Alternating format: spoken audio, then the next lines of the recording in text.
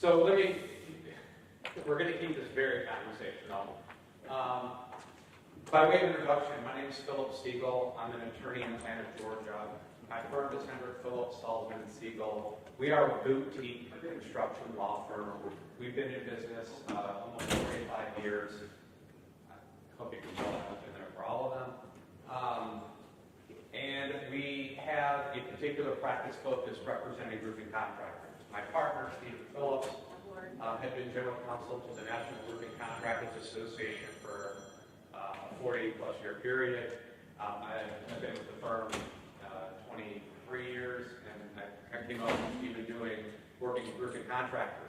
My practice in the firm primarily is focused on labor employment law.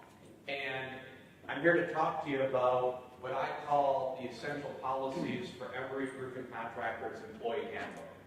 Just to give this some context, I'm often asked by a client, a new client, hey, we either have no handbook, or we do have a handbook and we're like, we need it to be reviewed.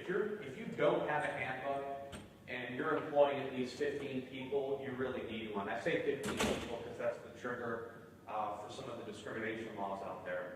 If you're starting from scratch, I don't really do that work. I have an HR consultant I work with outside my firm that works with companies to develop a handbook from scratch. When that handbook when the consultant's through with her work, or if you're a company with an existing handbook and you're wanting me to look at it, what this session covers is I'm looking to make sure that you at least have these policies in your handbook and you're considering the different components of each policy. You may have policies that go well beyond what I'm looking to cover here today, but indeed this is my checklist. This is what I'm making sure that you have covered in your handbook, and if you've not covered it, I've got the policy in place so you can add it. So that's the background in which all this is coming to you. I will tell you that the topic, in some aspects, is really timely, and that is because employee handbooks and the employment policies within those handbooks are under the microscope of the National Labor Relations Board, which administers or oversees the National Labor Relations Act. Many people think that's a statute under the United States Code that only applies to union companies. It doesn't. It applies to union and non-union companies. And the push right now, in a recent decision authored by the National Labor Relations Board, focusing on employee handbooks. It's called the Stericycle case.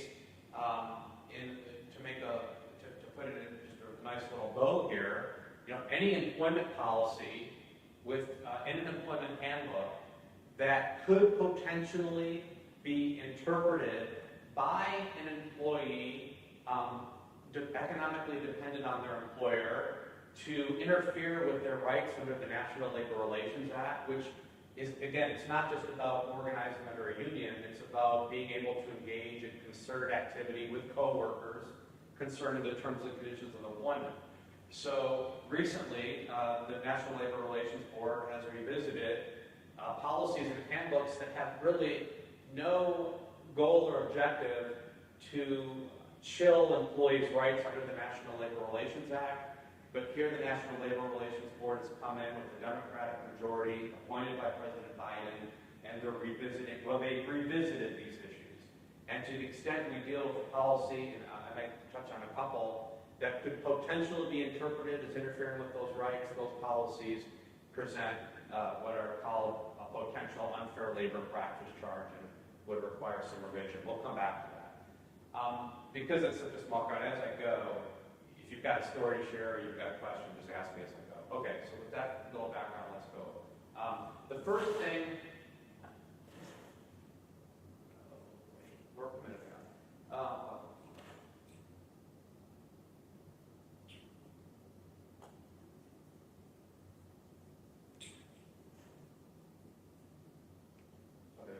Okay, so you sent them, again, we're starting from the idea that you have an existing handbook and you're sending the handbook to me. The first thing I'm looking for is with regard to the introduction. Now in the introduction, it's really an opportunity for you to identify, introduce the new employee. These are for new employees. Sometimes I see handbooks that's got policies in there addressing I-9 compliance. Well, the I-9 form's already been completed. we're dealing with employees that are hired and about to begin work.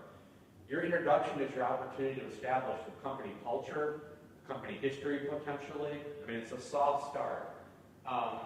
Now, with that being said, two key components in that introduction, after you've talked about the history of the company and your culture, maybe your mission statement, your vision statement, but at the end, what I'm looking for is you want to make sure to include a provision in that introduction that makes clear to your employees that the handbook is not intended and is not a contract. And that, along those lines, policies in the handbook are subject to revision at the discretion of management. Of course, any policy that's going to be revised, you're going to give proper notice of it, but what's key is the handbook is not a contract. And along those lines, it wouldn't be proper to include provisions in your employee handbook that discuss your employees having to keep information that's sensitive to the company, proprietary, trade secret information confidential. Because again, we want to stress that the handbook is not a contract. So if you've got confidentiality provisions in your handbook, that really belongs in a separate confidentiality and non-disclosure agreement.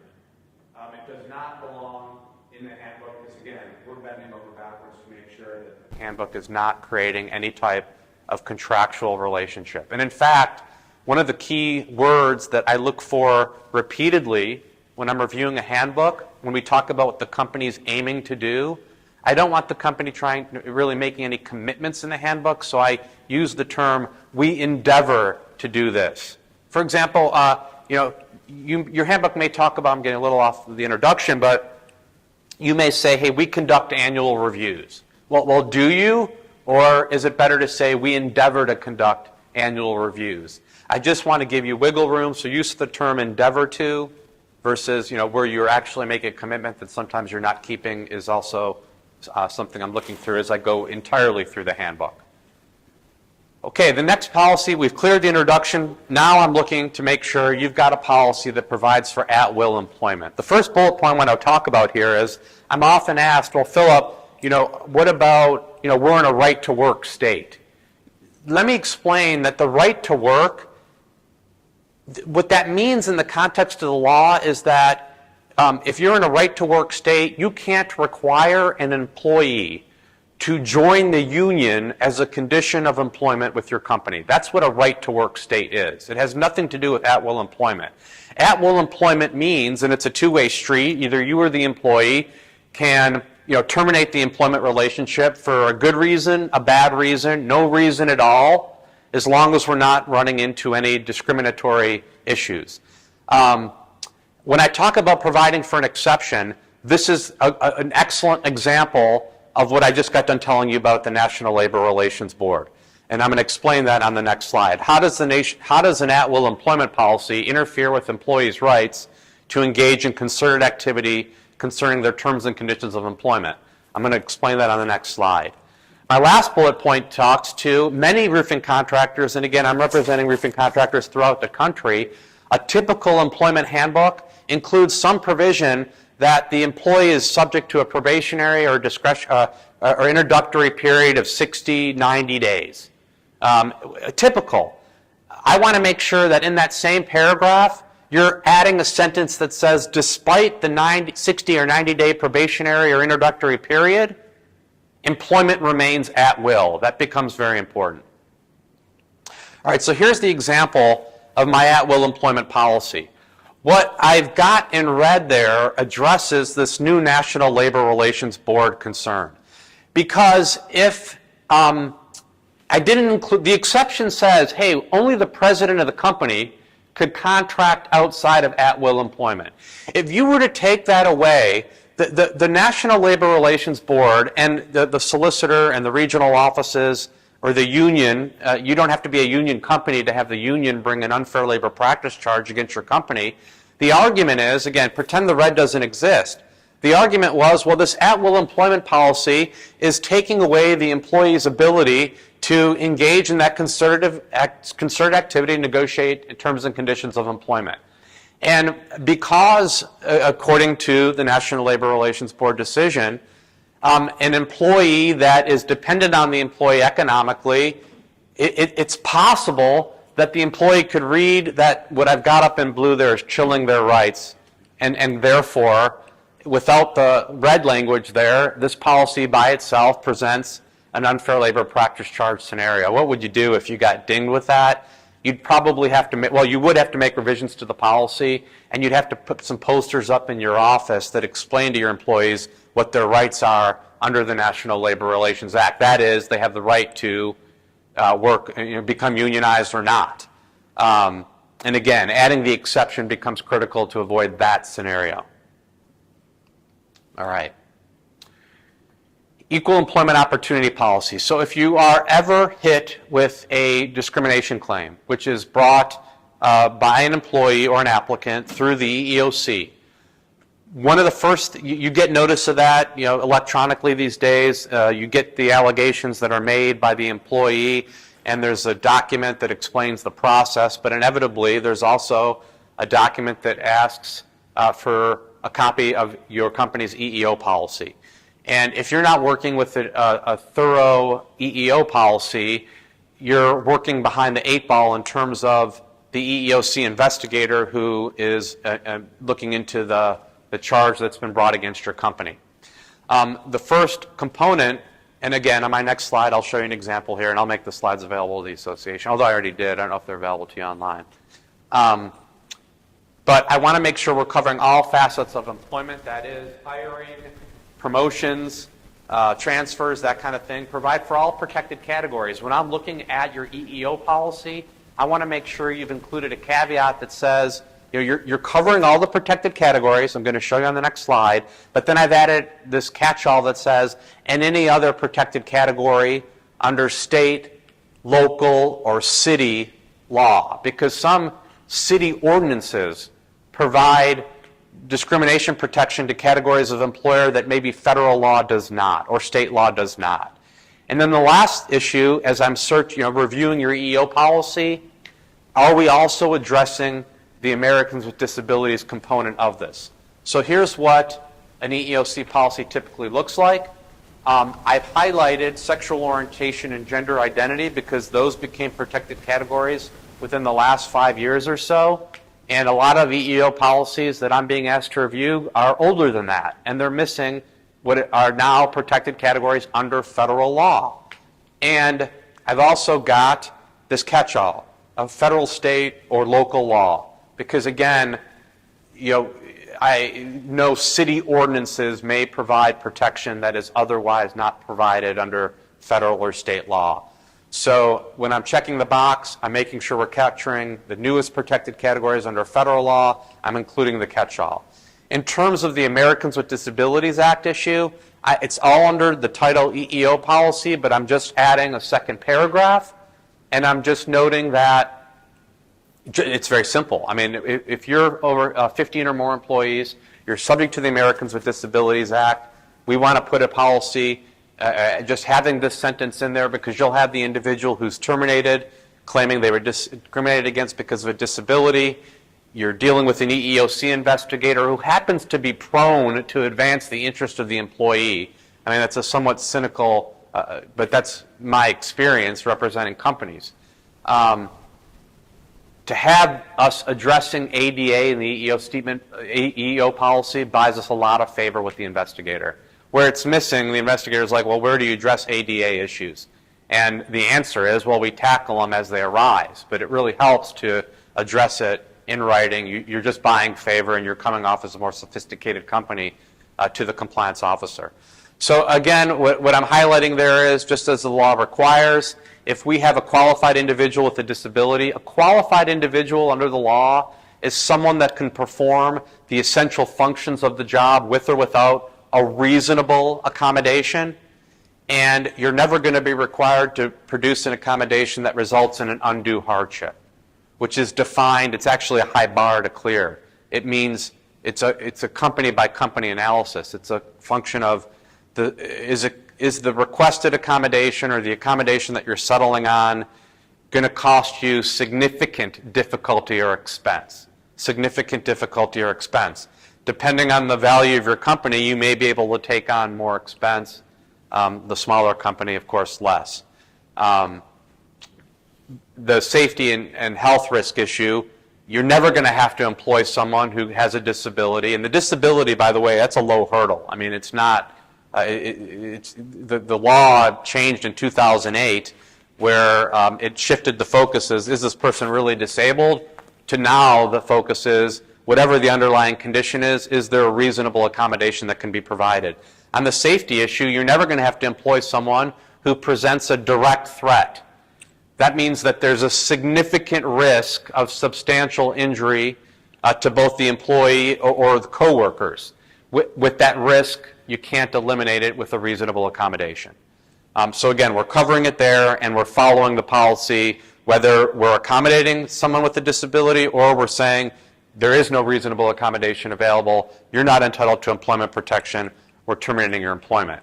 You can invite that person to reapply when they're able to perform the essential functions of their job with or without reasonable accommodation. But again, I'm concerned more right now about the policy and providing it to the EEOC investigator and buying credibility in doing that. Okay, moving right along. Harassment and discrimination. If you don't have a handbook and you're not interested in having an employee handbook, I would insist and implore you to at least have a harassment and discrimination policy. Why is that? Well, if you have a harassment and discrimination policy that's prepared appropriately, and you have an employee, male or female, that has a claim of harassment or discrimination, and the alleged bad actor is a coworker as opposed to a supervisor, and the victim does not follow your reasonable harassment and discrimination policy, you have an absolute defense to that claim. The absolute defense is we have a policy that's reasonable to follow, the employee didn't follow it, the case gets dismissed. Literally, that's it. I stress that the harasser is a coworker, because if the harasser is a supervisor, that absolute defense does not apply. In fact, if it's a supervisor harassment coupled with some tangible employment action, it's actually the inverse. It's strict liability. And then you're just arguing to get out of punitive damages. But in terms of the harassment and discrimination policy, again, if you're not working with anything, you get this one in place right away. One, the opening statement, you're just discussing the company's stance on harassment and discrimination. You can provide examples of the prohibited conduct. You're going to include a sentence that says, harassment and discrimination includes but is not limited to the following, giving yourself some discretion. And then number 3, the complaint procedure.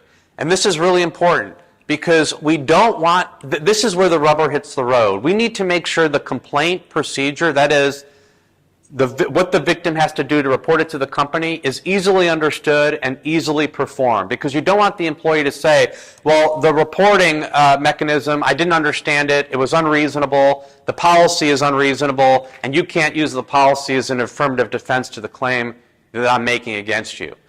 What is a reasonable reporting procedure? Well, number 1, I stress, so the reporting procedure is, hey, if you're the victim of harassment or discrimination, here's who you to report the claim to. The first point I want to make is you should be identifying 2 people there. And I stress the word people as opposed to job titles. Because, and I've been doing this now, March will be 24 years.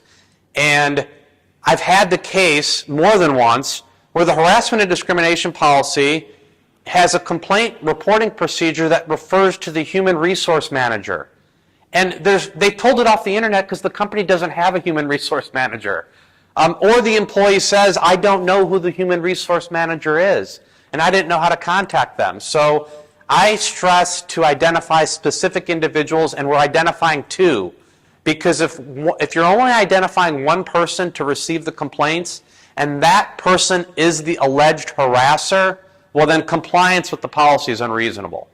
So you need to identify 2 people in case one of them is the harasser. And I also suggest you identify, and does that mean that if one of those two people leaves your company, you're going to have to republish the policy? Yes, it does.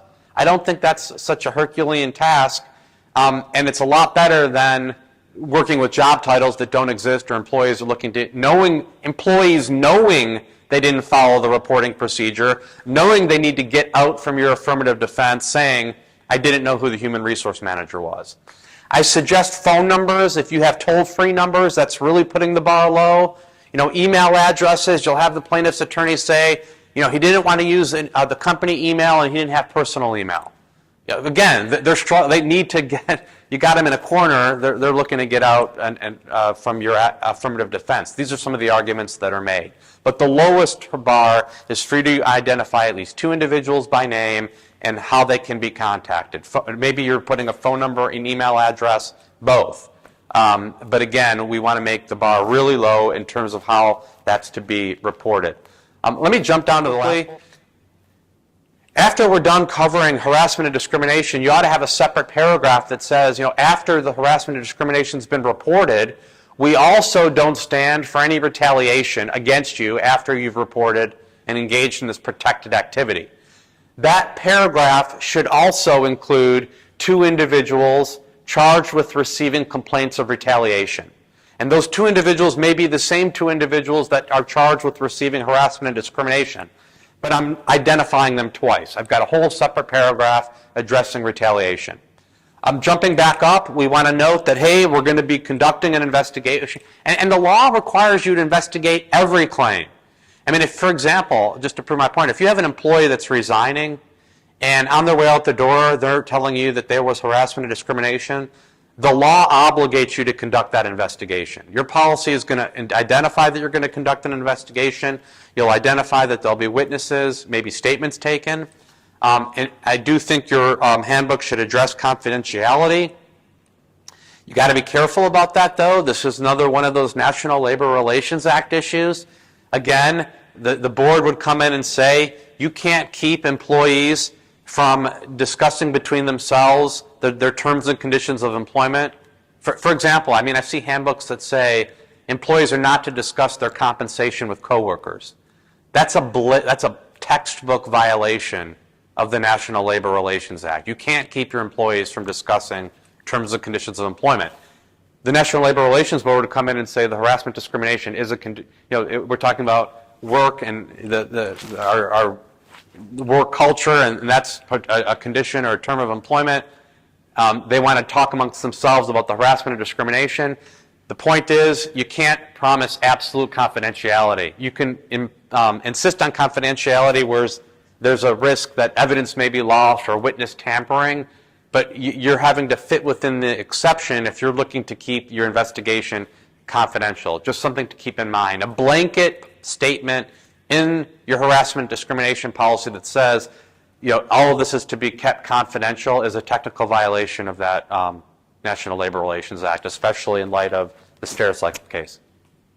So why Your question. It's so common that it is always in, I just think to the construction industry after 20 years in the restaurant industry, and it was an every restaurant industry I've ever worked in. Harassment discrimination? That and pay wage discussions. Well, why do companies include the pay wage discussion in their handbook? I don't have a good, well, It's everywhere. it is. I didn't realize it was a violation until like last year. Okay, yeah, I do see it a lot. I mean, I just reviewed I do see it a lot, and I have to explain to companies. I get it. I mean, as an employer, yeah, it happens. But to have it in your handbook, it's a textbook violation, and you just don't want that disgruntled employee talking to someone, showing them the handbook, and especially, I mean, this case just came out in the last 6 months. So you'll have disgruntled employees like scouring through the handbook, looking or with an attorney, yeah. And that wage issue, I mean, that's a black and white no-no. But I do see it often, and I'm having to tell the company, you got to delete that. You can't have that in there. What they do with it after it leaves my office, I don't know, but it is a violation, and there's no way out of it. Okay, so that's the harassment and discrimination policy. Again, I really think if you're working with nothing, at least put this in place, because that harassment and discrimination case that has legs, if it has legs, we're looking to make it go away before it goes to a jury. In my experience, those cases settle for, no less than for $100,000. And the reason is, that's how much it's going to cost you to get through discovery defending yourself. I'll add this bonus point here. If your company's carrying employment practices liability insurance, EPLI, that is insurance coverage for those types of claims. You'll have your deductible, but you might want to talk about your agent about employment practices liability insurance. I call it sleep insurance as a joke because it helps you sleep better knowing you've got that kind of protection in place. It's not terribly expensive either. Okay, attendance and work hours. I want to make sure that, when I'm dealing with, you're calling me and you're looking to terminate someone, sometimes the issue is attendance. And it may be even, they've got an underlying medical condition, but they're not able to make it to work. Well, I am first asking, what does your policy say about attendance? With any employment issue where you're looking to terminate someone, the first thing I'm saying is, does your handbook address the situation? Let's make sure we're following the handbook. I'm surprised, especially in the roofing industry, how little attention is paid to attendance and work hours. I've got the key components here. How many days with your company is a no-call, no-show going to be deemed job abandonment and terminated? You ought to have that in your policy. Guys don't show up to work and you're looking to terminate them, there may be, someone's been out of work for 4 days, you don't hear from them, there may be an underlying medical condition there that you haven't been or praised about, and you're terminating them. If you can't point to a handbook policy that's applied uniformly, whether individuals have a condition or not, for example, 3 days, no call, no show, you're terminated, that policy exists in your company, you're not creating it as the situations arise, that's a policy you can stand behind. I talk about identifying your regular working hours. That's really important in the roofing industry, especially if you're doing work out of town. If you're sending a crew away for the night, where they're spending a night in a hotel or motel, what I'm concerned about is the overnight travel pay category, where you've got non-exempt employees, your hourly employees, traveling out of town, depending on when let me give you the rule here, and I don't want to confuse anybody, but if you have employees going to an out-of-town job, the driver's, he's working for you. He's charged with taking the crew. The passengers, the non-exempt, that is the employees that earn overtime when they work more than 40 hours, they're passengers in this drive. They're deemed working and on the clock to the extent that out-of-town travel cuts across normal working hours. So I want to have a policy out there in my tenants that identifies those working hours. Because if it's 7 a.m. to 3:30 p.m. and you've got a crew leaving on Sunday at 3:30 p.m. for a 5-hour drive, none of that is working time for the passengers. And it sure helps to stand behind a policy that identifies your regular working hours. If you don't identify your regular working hours and you're in a wage and hour claim scenario like that, you'll be having to produce payroll records, and the wage and hour investigator or the plaintiff's attorney, there's no obligation to go to the wage and hour office with this first. They'll figure out your regular working hours based on payroll, based on your time records. Call-in mechanism, someone's not going to be present, how's that handled? Let's make sure your attendance policy is addressing that, and that, again, like the harassment discrimination policy, the bar is low. How many days away from work are you going to require a doctor's note upon return? You don't want to be doing that. You want to have a uniform policy with regard to that. Because you start picking and choosing who's required to have a doctor's note, now you're potentially dealing with an Americans with Disabilities Act claim. Objective requirements, I'm talking about how many absences over what period of time is going to put an employee, for example, into probation. Something to consider. And then record keeping and overtime. How are employees completing time sheets? And what does your attendance policy say about working overtime? If it says, if you are going to require your employees to have authorization from a supervisor before working overtime, your attendance policy ought to say that. And then it should go a step further and say unauthorized working time is subject to our disciplinary policy. You're still going to have to pay for unauthorized overtime, but let's make it a disciplinary issue. And I suggest doing that in the attendance policy. The other, I'll leave that there. But attendance becomes really important because Well, I'm telling you what you already know. Sometimes you're promoting someone, or you're having to let someone go in a layoff scenario, and it may be that the deciding factor is attendance.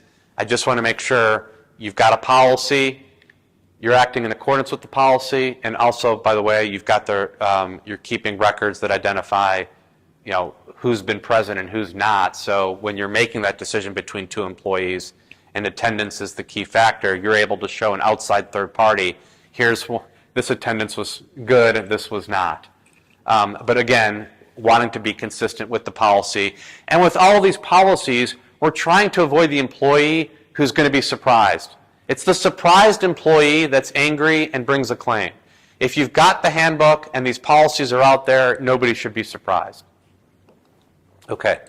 I'm going to speed this up a little bit. Okay. Vacation or paid leave policies. Here, I just wanted to note that Texas isn't on here, and unless there's been new law, Texas does not have any required PTO time off. It's a benefit that you provide as a Texas employer at your discretion. A couple things I want you to consider, though, as you provide for this policy.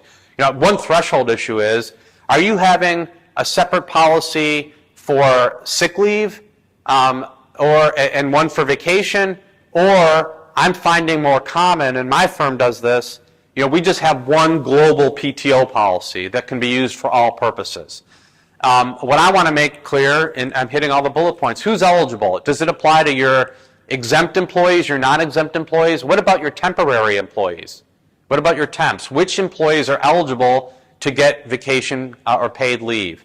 Is it accrued or is it given? That means, if the employee is accruing it, as they work, the argument is, well, they've earned it. And when I jump down to what happens at the employment relationship, if these guys are accruing the PTO time as they work, the argument is they've earned it and you can't take it away from them when they leave your company. On the other hand, if you're gifting them the hours, for example, after your 1-year anniversary, you get 40 hours of PTO, you're gifting it to them, well then, coming down to these two provisions, bullet points, you can have forfeiture clauses. You can tell employees that, we give you this time. If you don't use it at the end of the year, it's forfeited. Or you can say, again, this is entirely at your discretion.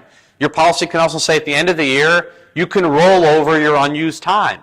You can say, we'll roll over your unused time, but we're capping it at, you can only roll over up to 10 hours. All of this is at your discretion. I just want to make sure you're addressing it. And then at the end of the employment relationship, well, if the employee is accruing the time, I've just explained, you're going to have a hard time, a potential wage and hour issue, if you tell them that we're not paying that out in cash. If you're gifting them it, then that would be proper. You tell them unused vacation at the time the relationship is terminated is forfeited. On the other hand, if it's accrued, you might want to explain to your employees that we would pay unused leave out in cash at the end of the relationship. You could do the same at the end of the year. Again, it's entirely at your discretion. I just don't want to have the employee that's leaving your company and saying, well, wait a minute, I had 80 hours of unused paid time off. You need to pay me that too. Well, if you don't address it in your policy, that's going to be a problem. So that's why I say, I speak from experience. Let's address these issues in the handbook so there are no surprises, or that plaintiff's lawyer who doesn't get the handbook writes you that letter, we can send them back a letter and close a copy of the policy, and we're also going to send them a signed acknowledgement page, which I'll conclude with. Okay, FMLA. Here, these policies you can pull off the Department of Labor website. You're only going to have an FMLA policy as a company if you're employing 50 or more people all across the country. I mean, if your company, you might have various locations, but if collectively you have 50 or more employees, your handbook needs to include an FMLA policy. Not every employee is going to be eligible for FMLA rights. That's a whole different analysis. But if you're 50 or over, you need the policy. I've got a boilerplate policy I use, but I'm making sure we're hitting on all these components. Who is eligible is just following the law.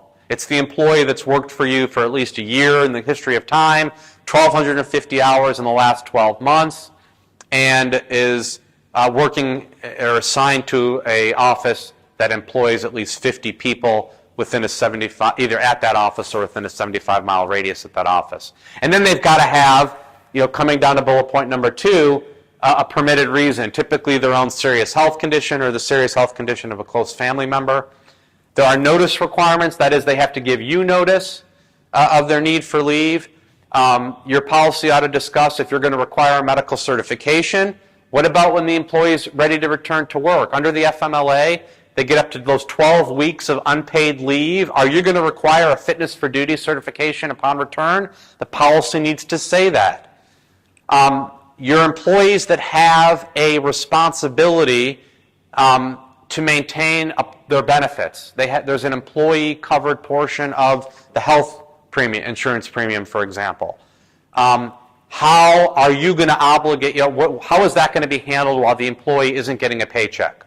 Are you going to advance those monies to your employee and have them pay you back when they get back to work and start earning a paycheck again? Or are you going to require these employees while they're out to send you a reimbursement check every month? Let's be very clear in your FMLA policy, because if the premium's not being paid, there's of course a risk of losing benefits. My last bullet point there, it says, if you have a PTO policy and the employee who is taking FMLA leave has accrued leave available to them, well, it's your discretion. That's what I'm talking about. Are you going to make them use their PTO while they're out on FMLA leave? The alternative is they get their 12 weeks and then they potentially get their PTO. I mean, I'm dealing with this right now. Unfortunately, we have an employee that has some form of serious prostate cancer. He's going to be out beginning October 13th for at least the end of the year. He happens to have 90 hours of PTO. And we have a handbook, and I met with him and I've explained to him. By the way, we're not subject to FMLA. We're under 50. But the handbook notes that we do run your PTO concurrent with any leave of absence that is part of our handbook.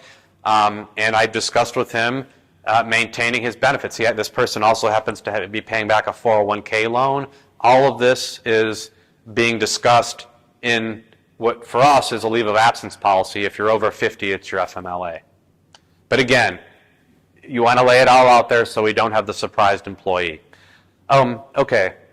Disciplinary policy, real quickly. I want to make sure, one, I think an important point to address here, I'll let you read the slide for itself. I do want to make sure you're creating a caveat that says, while we have a progressive disciplinary policy, at the sole and absolute discretion of management, we can jump right to termination. Be careful about garnishments and judgments, and that's actually a protected category. You can't terminate someone because they're subject to a garnishment or a judgment levy. Be careful about off-duty conduct. Maybe you can educate me. Some states, I don't expect Texas to be one, that some states say you can't discipline an employee for legal off-duty conduct. Just side note, somewhat interesting, the call that I'm getting on that issue in those states that have that law, they have employees in a state that permits recreational marijuana use, and the employee is recreationally, legally using marijuana after work. They're testing positive on a drug test. The employer wants to terminate, and the employee is saying, well, wait a minute, my recreational use of marijuana after work is legal. You can't punish me for my legal off-duty conduct.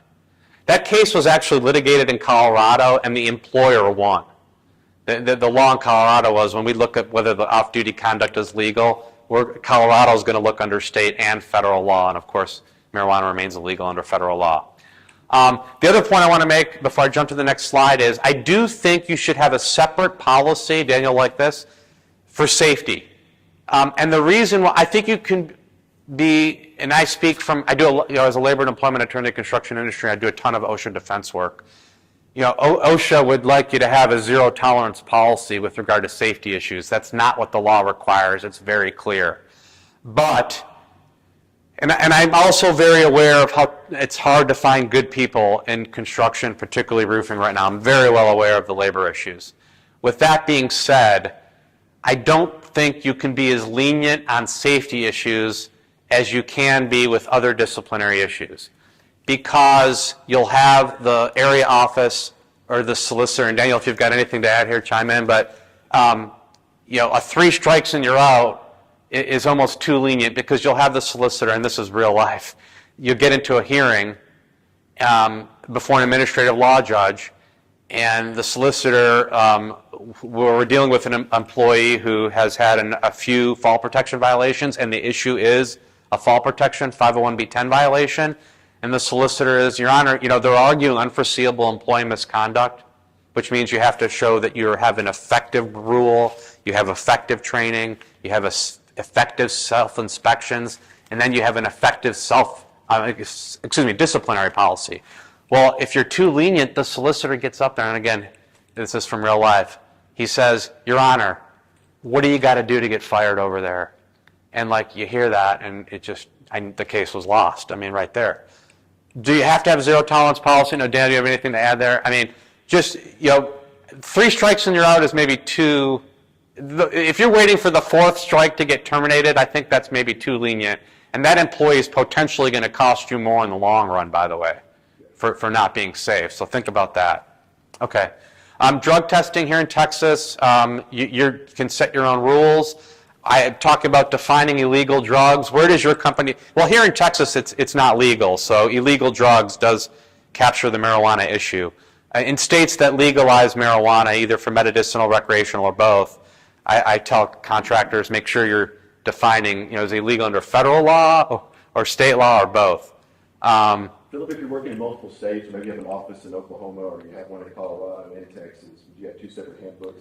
Yeah, the typical company would have different handbooks for each. Or Daniel, what we'll do is we'll use the one handbook, but we'll say drug testing policy and then parentheses for Oklahoma employees only. And then another one down there. That's another way to do it.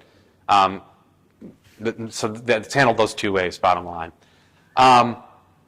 Again, not such a big issue in Texas here, because the marijuana issue is not legal. I just want to jump down to my last bullet point here. It becomes an OSHA issue.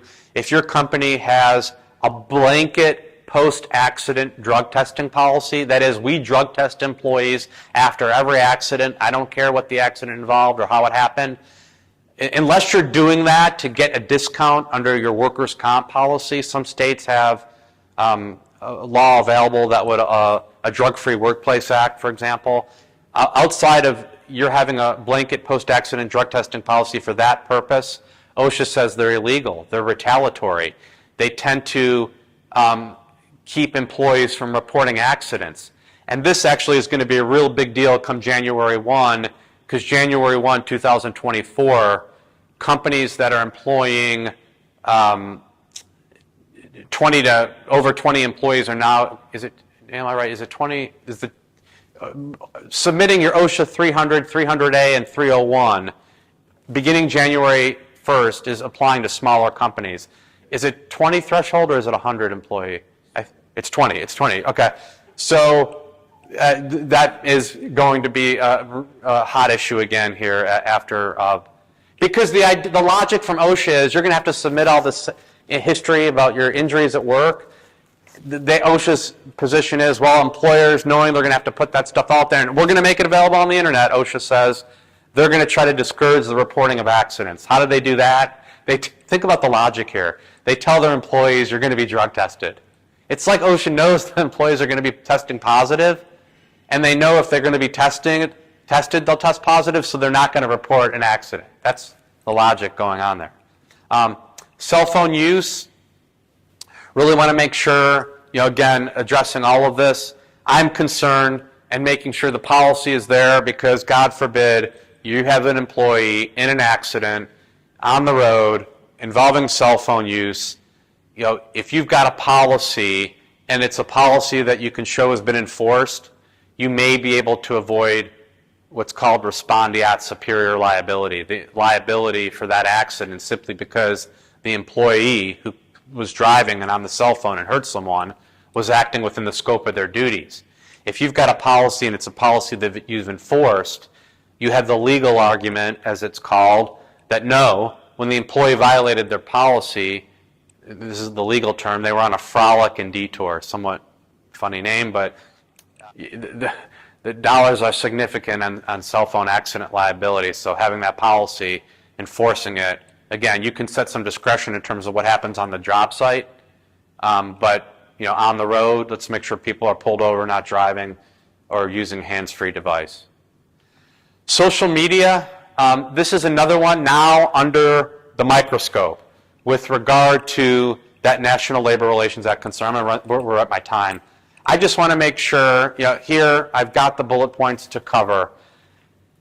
There's been a lot of cases brought before the National Labor Relations Board about employees that have posted on social media, and the employer says, well, I'm terminating you because your post spoke badly about my company. Well, if this post involved terms and conditions of employment, that termination would be illegal. I like to include this catch-all with regard to the social media policy, which is intended to explain to the employees that we're not intending to infringe on your rights. In light of that Stericycle case, is this catch-all or disclaimer get you out of liability? That question is now one that is open. The Stericycle case didn't address it at all, but it certainly can help to include that. Okay. If your company expects you to post social media as part of your job. So you just have a policy that you're setting your guidelines. And it's the guidelines that I want to make sure don't cross the line to interfering, or the law would now is, could any element of your social media policy be interpreted by an employee that's thinking about organizing as infringing on their rights? And that's why I had to include the catch-all. Other essential employment policies, I'll go through. These are all for you. Again, these are on my checklist. Employment classification, just addressing exempt, non-exempt, temporary employees. Who qualifies? And what benefits are they entitled to? Email and voicemail, computer and internet. I want to make sure you're eliminating the employee's expectation of privacy. The important component of any email and voicemail or computer internet, there's a lot of important components to it. The most important is, we are subject. You're subject to your email, your voicemail, your internet use being monitored. It's all company property. You're not to have any expectation of privacy in your use of our email, voicemail, or computer systems. No moonlighting and no solicitation. This is actually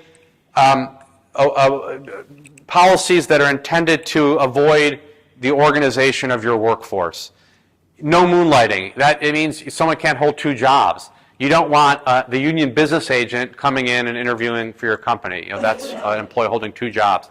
No solicitation, same deal. You don't want anybody coming in and soliciting coworkers for union, but you got to apply that uniformly. That means no Girl Scout cookies soliciting either. But again, those are the underlying intent with regard to those policies is we want to make it a little bit more difficult for our workforce to unionize. Meal and rest breaks, again, just want to avoid the employee that doesn't understand they're supposed to be off the clock, for example. And for how long? How does that work? Is it automatically deducted when you're running payroll? If so, you better make sure, talking to the foreman in the field, that those guys weren't working during that 30-minute lunch break. That was automatically deducted from in the main office. Lastly, workers' comp claims. I want to make sure you're including a provision that says a failure to report the injury timely may result in a loss of benefits. That becomes critical. Deductions from employee pay. For an exempt employee, you're going to be limited to only certain deductions that the law permits before you jeopardize the exemption. Texas does have law on leave to vote and leave for jury duty. You want to make sure your policies, most handbooks don't address that. So I think it's essential because it involves time away from work, and are the employees going to get paid, and how much time do they get? Having a voting and a jury duty policy consistent with your state law is really important. Bereavement leave, again, the law is not going to require it. Are you going to provide it? And if so, which family, what are the terms? Address it in your handbook, so when those situations arise, you've got a policy that everybody's following, and you're not treating people differently. Treating people differently involves discrimination claims. No photography, no recording. This is another one of those National Labor Relations Act issues. There's a case that's that Stericycle case. This policy, no photography, no recording, until the Stericycle case, These policies were deemed lawful under the National Labor Relations Act. The Stericycle case reversed existing law and said now we need to look at the exact language itself. My last slide before I jump to the acknowledgement page, I started with some of this. These are provisions that don't belong in a handbook because these are contractual in nature, and I started with the idea that we want to make sure the handbook is not a contract. If you're going to require employees to arbitrate employment-related claims, you don't want that in the handbook. You want it in a separate, standalone arbitration agreement. Because if it's in the handbook and you're looking to get that case to arbitration so the employee doesn't get in front of a jury of their peers, the attorney for that individual is going to say, Your Honor, they said the handbook's not a contract, so therefore this arbitration clause is not binding as well. Okay, and then concluding the acknowledgement page. This is critical. What's really critical is that you don't lose it. You'll have done everything right, and including that harassment and discrimination policy, and I even make sure to, I like to, right here. I like to make sure there's a provision on that acknowledgement page that says the harassment and discrimination policy has been reviewed and discussed and understood. And then again, making clear, putting that in a really safe place, because that coworker who brings that discrimination claim, what really sucks is when we can't find that they got a copy of the policy. And that policy is perfect, by the way. Okay, lastly, I do think you should review your handbooks annually. Issues come up during the year that aren't addressed in the handbook, you're adding them. You might have unwritten policies that developed over the year, you're adding to the handbook. You may be looking at your handbook and you're seeing policies that are no longer relevant, or are being handled a different way, then you're revising them. And then in terms of avoiding promises, that goes to what I spoke about earlier, using the words, we endeavor to do these things. We don't promise to do it. We endeavor to conduct annual reviews. So when we update the policy, we change the HR director's name out and whatever. Do we need to get an updated acknowledgement page signature? Or do we Yes. Anytime you're submitting a revised policy, you want to get acknowledgement that they've received the updated policy. Absolutely. Okay.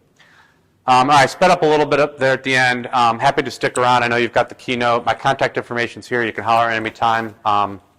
Yeah, go ahead. With most of the construction industry in Spanish speaking, you need to have to handle? Yeah, you do.